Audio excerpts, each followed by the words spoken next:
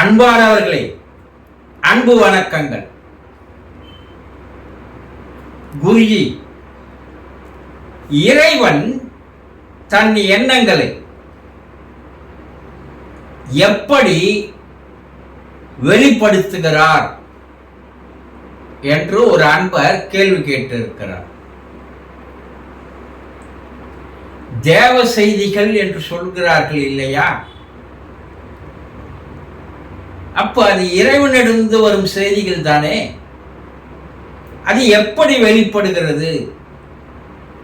அவர் தன்னுடைய எண்ணங்களை, ஆசீர்வாதங்களை, ஆலோசனைகளை, வழிகாட்டிகளை எப்படி வெளிப்படுத்துகிறார் என்பதுதான் அந்த அன்பருடைய கேள்வி. இறைவன் ஒரு சில குறிப்பிட்ட மனிதர்களிடம் மட்டும்தான் உரையாடலை நிகழ்த்துகிறார்.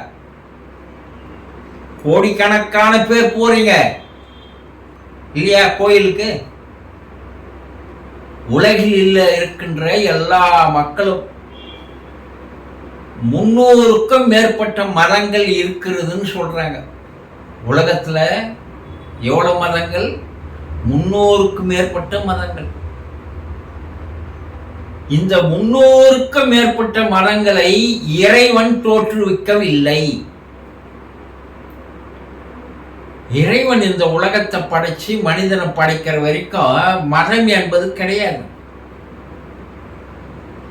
ஆனா மனிதன் என்ன பண்ணான்னா மதங்களை உருவாக்கி விட்டான் தன்னுடைய சுயநலத்திற்காக. அந்த சுயநலம் முன்னாச்சுன்னா கடைசியா பல்வேறு மதங்கள் உருவாகுவதற்கு காரணமாகி போச்சு. இப்ப எல்லா மதங்களுக்கும் அவர்கள் ஒரு கடவுளை வச்சுக்கணும்.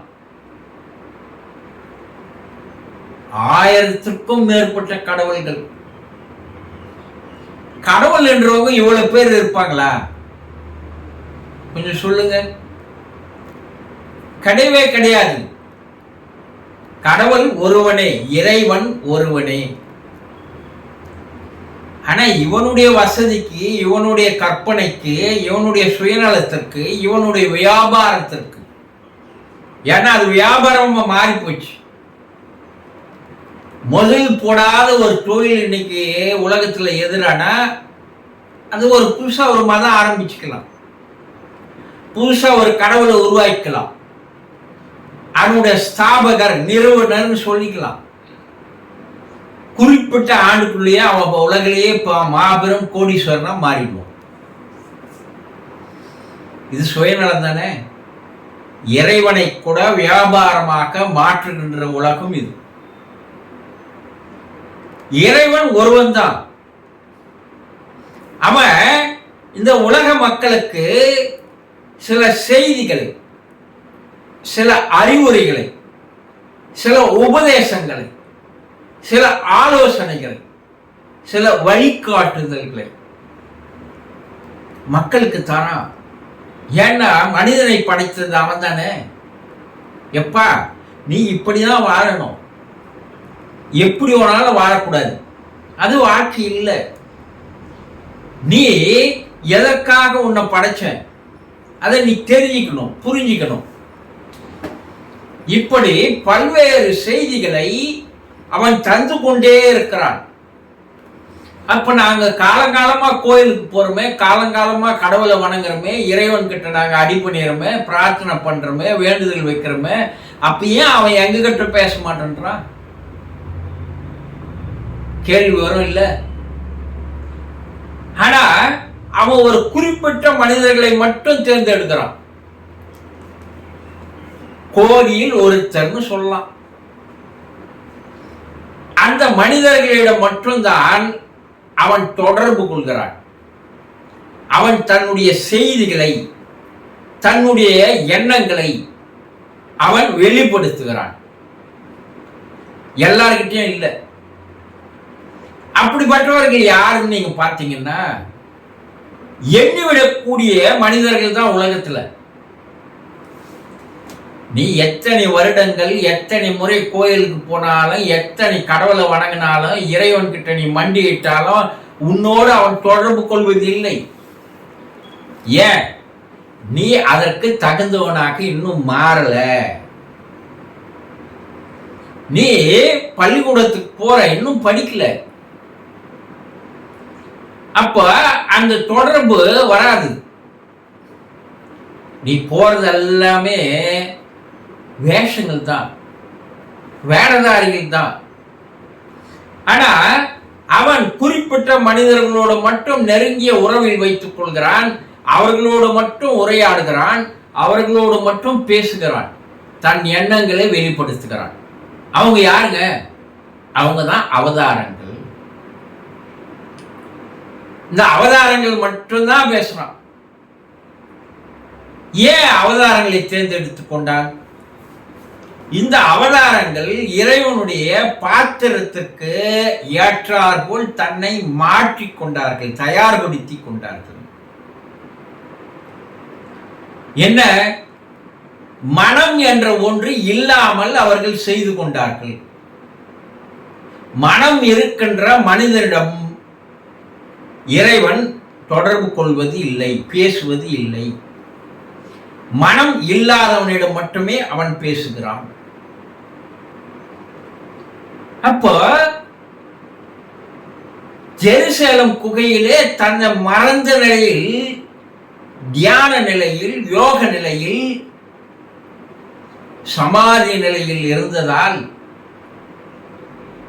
தேவன் அந்த தேவ தூதனோடு தன்னை இணைத்துக் கொண்டார், சேர்த்துக் கொண்டார். அப்போது அவர் கூறிய செய்திகள், ஆலோசனைகள், அறிவுரைகள், உபதேசங்கள் எல்லாம் இந்த உலகிற்கு வெளிப்பட்டது.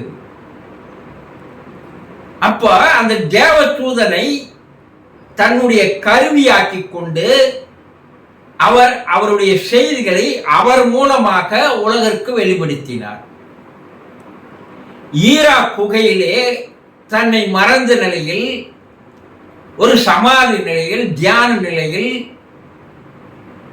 நபிகள் இருந்த போதுதான் இறைவன் அவரோடு பேசினான். இப்படி குறிப்பிட்ட மனிதர்கள், கபீர்தாசர், மன்சூர்,